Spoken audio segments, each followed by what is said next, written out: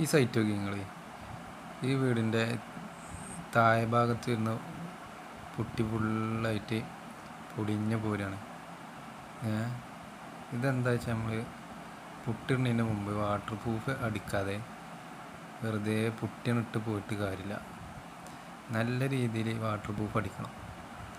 Water proof പുട്ടിയാണെന്ന് വിചാരിച്ച് water proof അടിക്കാതെ പുട്ടിട്ടിട്ട് കാര്യമില്ല. നമ്മൾ കരാറ് കൊടുക്കുമ്പോൾ കുറച്ച് പൈസ ലാഭം നോക്കിയാണ്ട് ചെയ്താൽ ഇതേ കാര്യം പ്രശ്നം.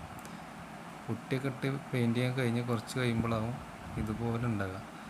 അപ്പോൾ പണി കൊടുക്കുമ്പോൾ കറക്റ്റായിട്ട് പണിയെടുക്കുന്ന ആൾക്കാർക്ക് കൊടുക്കുക.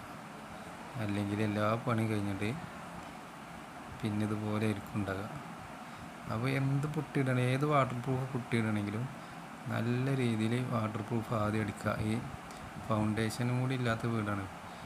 ആ ഫൗണ്ടേഷൻ്റെ കുറച്ചൊരു 4 അടി ഹൈറ്റിൽ വാട്ടർ പ്രൂഫ് എന്തായാലും കൊടുക്കണം. അല്ലെങ്കിൽ ഇതേമാതിരി പൊളിഞ്ഞു പോരും. 2 മഴ പെയ്താൽ ഇതുപോലെ ഉണ്ടാവും.